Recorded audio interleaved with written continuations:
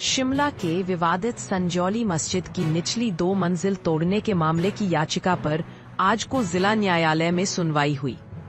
अदालत ने नगर निगम आयुक्त कोर्ट के उन आदेशों को बरकरार रखा है जिनमें मस्जिद की निचली 2 मंजिलों को तोड़ने के आदेश दिए थे। वक्फ बोर्ड ने शिमला नगर निगम आयुक्त कोर्ट के 3 मई के उन आदेशों को चुनौती दी थी जिसमें आयुक्त कोर्ट ने पूरी मस्जिद को गैर कानूनी बताते हुए तोड़ने के आदेश दिए थे। जिला अदालत ने भी संजौली मस्जिद का पूरा ढांचा गिराने के आदेशों को बरकरार रखा है।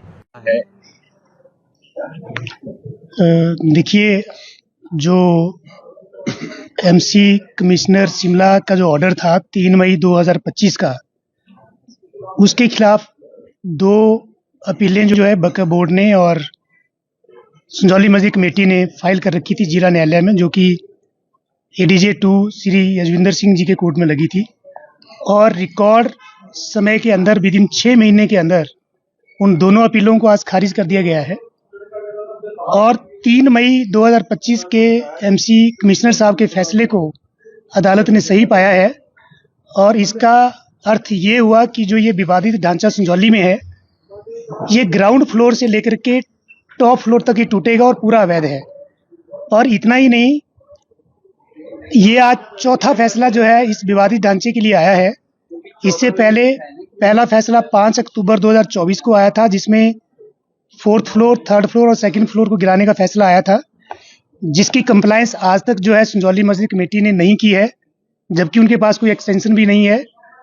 और इसके बाद 5 अक्टूबर 2024 के फैसले को इन्होंने जिला अदालत में ही चुनौती दी थी, जो कि 1 महीने के अंदर श्री प्रवीण गर्ग जी ने 30/11/2024 को 5 अक्टूबर के फैसले को सही ठहराया था।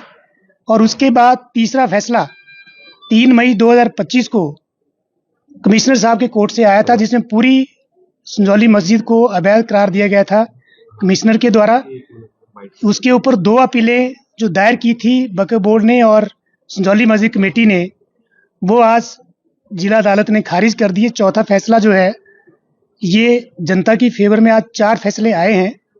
और इसके लिए हम पूरे हिमाचल प्रदेश के लोगों को हम अभिनंदन करते हैं, क्योंकि 31/8/2024 को जिस आंदोलन को उन्होंने पूरे हिमाचल प्रदेश के अंदर लीड किया था और अपने ऊपर FIRs बनवाई थी और पुलिस वालों के लाठी डंडे उन लोगों ने खाए थे, आज उनके लिए ये फैसला जो है मरहम का काम करेगा।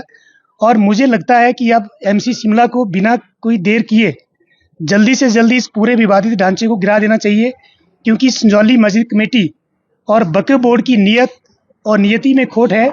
क्योंकि पिछले साल 5 अक्टूबर के ऑर्डर को भी तकरीबन 13 महीने व्यतीत होने के बाद भी वक्फ बोर्ड ने आज तक वो ऑर्डर कंप्लाई नहीं किया है।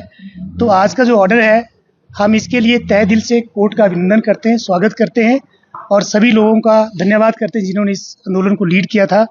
और उम्मीद करते हैं कि जल्दी से जल्दी ये विवादित ढांचा अब ये एमसी द्वारा गिराया जाएगा। पक्ष के पास हाई कोर्ट जाने का रास्ता है, लेकिन मुझे नहीं लगता है कि इनको किसी भी कोर्ट से कोई राहत मिलने वाली है, क्योंकि अभी तक 4th टाइम ये कंकरेंट फाइंडिंग जो है ये HP वक्फ बोर्ड और संजौली मस्जिद कमेटी के खिलाफ आई है।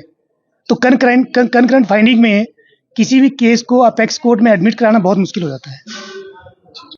सबसे पहले तो हम जो ये आज अदालत का आज निर्णय आया, इस निर्णय का तहे दिल से स्वागत करते हैं और प्रदेश के समस्त सनातन समाज को हम इस बात की बधाई देते हैं। सितंबर 2024 में देवभूमि संघर्ष समिति हिमाचल प्रदेश ने जो संजौली में आंदोलन किया, जो सैकड़ों हजारों कार्यकर्ताओं पर वहां पर लाठियां बरसी, वाटर कैनन का प्रयोग किया और FIRs हुई, आज का जो ये अदालत का फैसला है कहीं ना कहीं ये उन सब बातों की परिणति है। हमारे सनातन समाज का जो संघर्ष था वो आज फलीभूत हुआ। अदालत के इस निर्णय के साथ हमें ये एक अपेक्षा आज जागी है कि अब नगर निगम शिमला बिना किसी देरी किए तुरंत जो है इस ढांचे को गिराएगा, निरस्त करेगा और न्यायालय के आदेश का सम्मान करेगा। परंतु जहां हिमाचल प्रदेश प्रशासन और सरकार की नीयत और नियति है, उस पे कहीं ना कहीं हमें संदेह भी है पहले भी हमने देखा कि किस प्रकार से सरकार और प्रशासन ने शांतिपूर्वक आंदोलन कर रहे लोगों पे लाठियां भांजी थी, मुकदमे बरसाए, मुकदमे कायम किए। मैं आज एसपी शिमला से पूछना चाहता हूं कि आज तो यह बात प्रमाणित हो गई कि जिस बात के लिए हिंदू समाज सड़कों पे आया था वो बात सत्य थी, सत्य की लड़ाई लड़ने आया था। क्या आज आप एसपी महोदय, क्या आज आप सनातन समाज से माफी मांगेंगे? क्या आज आप उन पर से मुकदमे वापस लेंगे? आज ये सबसे बड़ा यक्ष प्रश्न हिमाचल प्रदेश की सरकार, जिला प्रशासन और एसपी शिमला के समक्ष खड़ा है। और दूसरी बात कि हमारा आंदोलन समाप्त नहीं हुआ, हमारा आंदोलन समाप्त नहीं हुआ। देवभूमि संघर्ष समिति जो है, अभी अनेकों पक्ष है जिस पे हमें काम करना है, डिमांड है, डेमोग्राफी है। जिस प्रकार से इस प्रकार की मस्जिदों की आड़ में जो डेमोग्राफी को चेंज करने के प्रयास किए जा रहे हैं, कहीं ना कहीं हमें उनको भी नेस्त नाबूद करना है।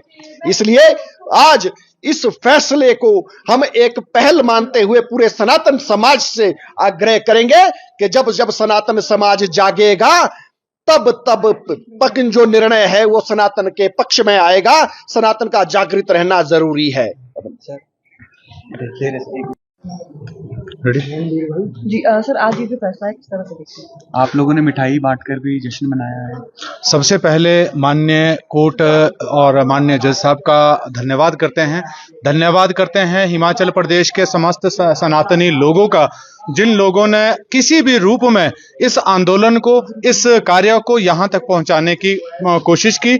और धन्यवाद करता हूं हमारे जगतपाल जो एडवोकेट हैं, उनकी टीम का, पारुल वर्मा जी का, जिन्होंने पूरी निष्ठा से, पूरे सच्चे मन से इस लड़ाई को लड़ते रहे और जिसकी आज अंततः जीत भी हुई। और जीत हुई उस सनातन की जिसने निरंतर, और जीत हुई उन कार सेवकों की जिन्होंने अपने ऊपर निर्दोष होने के बावजूद लाठियां खाई है। परंतु मैं उन लोगों का भी धन्यवाद करना चाहूंगा जिन्होंने काली भेड़े बनके हमारे ही सनातनियों पे लाठियां चलवाई है। क्या प्रदेश सरकार या प्रदेश के वो कुछ एक चुनिंदा लोग क्या अब वो केस वापस लेंगे जो हमारे लोगों पे क्यों हुए हैं? क्या वो एफआईआर वापस की जाएगी? ये अभी यक्ष प्रश्न बाकी है। परंतु एक बार फिर से बारंबार यही कहना चाहूंगा कि अभी ये बात रुकी नहीं है। अभी जब तक हिमाचल प्रदेश में वक्फ बोर्ड पूरी तरह से समाप्त नहीं हो जाता, क्योंकि ये माफिया का अड्डा है, इसको खत्म करना जरूरी है।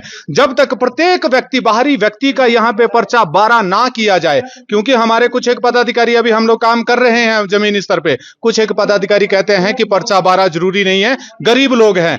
आजकल पुलिस विभाग के कुछ एक अधिकारी पर्चा बांट रहे हैं अमीरी और गरीबी का। मैं आपसे, आपके द्वारा निवेदन करना चाहूंगा कि पर्चा 12 सबका होगा जो बाहरी व्यक्ति है। यदि वो किसी भी असामाजिक कार्यों में सम्मिलित पाया गया, उसे यहां से जाना पड़ेगा। चाहे वो हिमाचल प्रदेश के किसी भी कोने में रहेगा, हर व्यक्ति उसको चेक करे, अगर पर्चा 12 है उसी को ही रहने का अधिकार हो। और यहां पे जिस प्रकार से डेमोग्राफी चेंज करने का कार्य कुछ एक लोग कर रहे हैं, कुछ एक सरकारों के नेता कर रहे थे, उन लोगों को भी चेतावनी है कि अब बस करो, कुछ तो शर्म कर लो।